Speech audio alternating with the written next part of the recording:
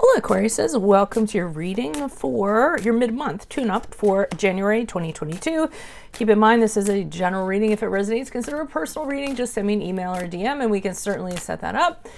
Let's get to your reading. Holy Spirit, angels, divine guides, universe, can you please spread your truth, your wisdom, your clarity, your insight for Aquariuses for the middle of January 2020 and moving forward? What do you see? What do they need to know to reach your higher ground, become closer to universe and closer to divine through your messages? Any messages? That was a sloppy cut. We greatly appreciate it. We thank you. What do you see? What do they need to know? What are the general energies that Aquarius will have around them? Middle of January, we have the Eight of Wands in the upright. Make sure you click on the link below for your extra, which will specifically have your love, your career, your finances, and your health in there. Full card in the upright for challenges. In my playlist, your 2022 sun moon predictions are all up there. Go check those out. Check out your 2021, see if they rang true for you. Advice, we have the Ten of Wands in the upright. Check me out on Facebook, Instagram, TikTok. Like, share, subscribe, or donate. Otherwise, we end on the Hangman in the upright in regards to how you'll be moving forward. Okay, so it looks like in the middle of January with the Eight of Wands, things are propelling very fast forward for some of you, I feel. And it's due to travel, communications. I got sales for some of you. I feel as though some of you are getting in a new sales position where you're in a sales position where you really need to talk it up. You really need to do the sell. You really need to network. You really need to have a lot of connections in order to get someplace.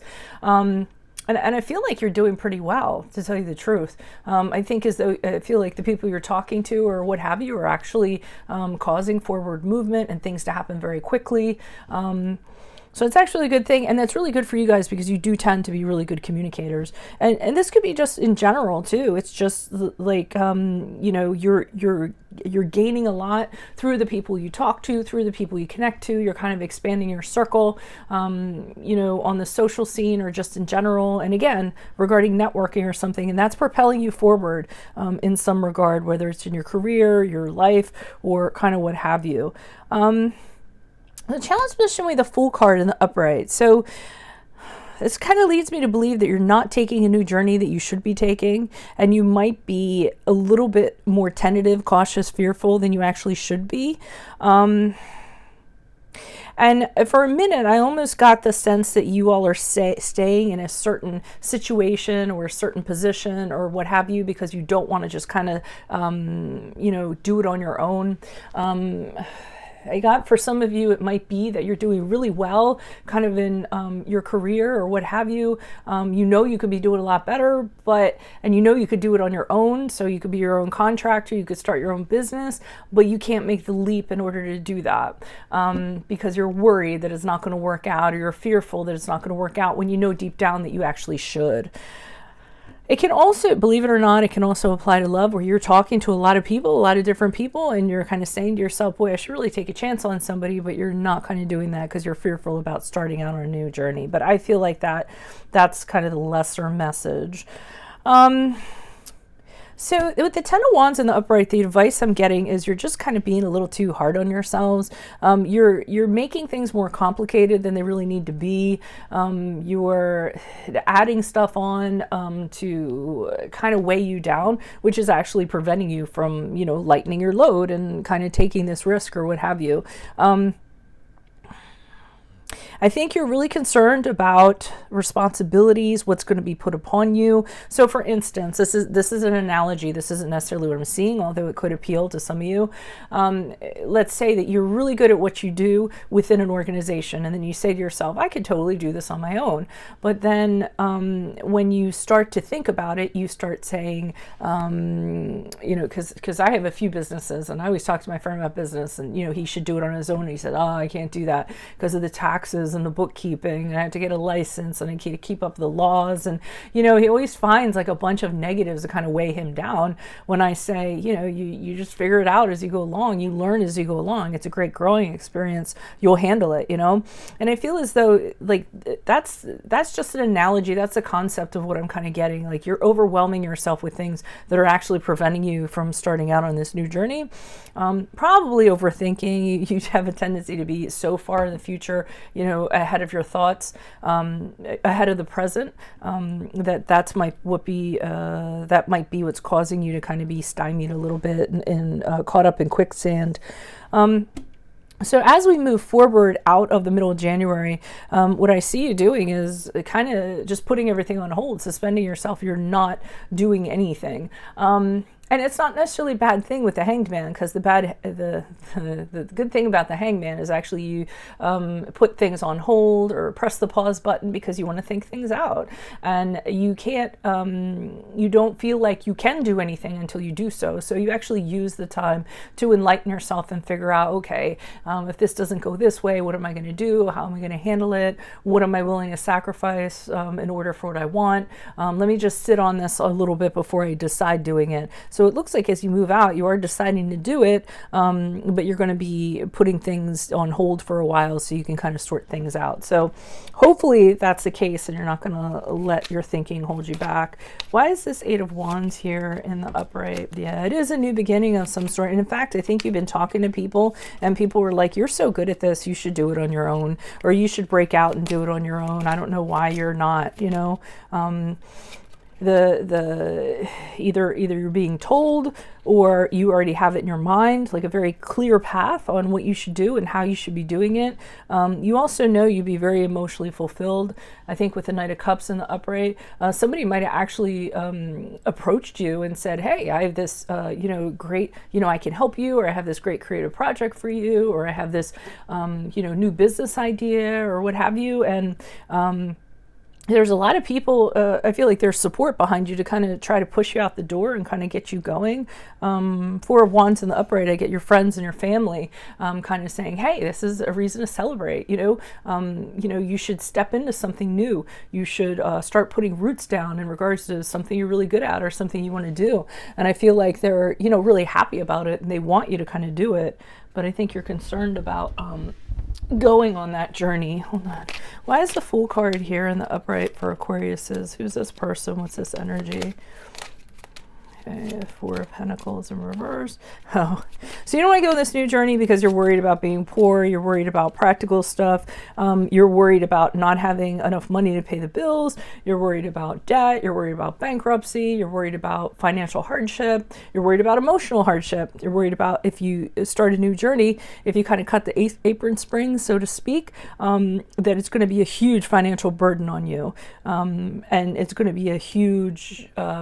you're worried that you'll end up failing and that you'll have a huge financial setback. So it really is money that's kind of holding you back, I feel, is what I'm getting. So why is the Ten of Wands here in the upright for advice? Okay, and they're saying if you kind of let this stuff burden you and hold you down, then there's no opportunity to be had. You're actually, throwing the opportunity out the window before it even happens because you're concerned with these things. And these are really like, thoughts that are based on money stresses and, they're really materialistic things that you need to release in order to kind of be successful. They say you have the support of a solid support of people, either these your friends, your family, your colleagues, your loved ones, whoever this is. They're just kind of they have your back. Okay, so and I feel as though also I'm getting from this Ten of Pentacles that if funding is the issue, you have somebody in your tribe, so to speak, who's willing to help you with funding. They're willing to support you financially if you are burdened. Tower card in the upright. I'm going to specifically... Why is the Tower card here in the upright specifically? Oh, okay. So you're kind of... They're telling you that your intuition is telling you that you're going to fail, that things are going to blow up. Okay. I mean, I could tell you to listen to that. I don't necessarily feel that unless you're really, really good at kind of honing into your intuition and things like that, because I don't think that's the case. I think this is more of a fear than anything else. Or you could be having someone who's advising you and saying, you know, you have to be really careful. This could fall apart. This is what could happen. And maybe just the fact that the tower could fall apart is what's burdening you, that there's that chance. But there's always that chance of risk, right? I always say if it was easy, everybody would be doing it. Why is the Hangman here in the upright? For Aquariuses, yeah, so you are actually realizing that there is something better out there for you, and that you could actually be the shining star that you're intended to be. That is the card of Aquarius, you, and you're thinking, you know, if something does happen, I'll probably bounce back from it. I'll probably figure it out. I'll probably be resilient and try to figure out how to move forward in regards to that.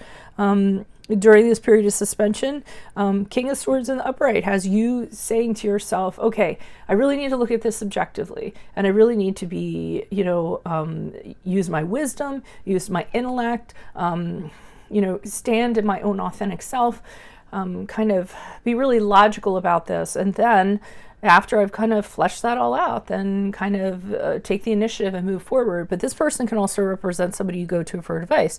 So, you know, if you were concerned, going back to the business analogy, you know, legal matters, financial matters, you might actually be talking to an advisor who is a good law advisor, a good financial advisor, to kind of get that sorted out. Now, you do have a nosy Nelly here, the Empress card in reverse, who I feel is disruptive.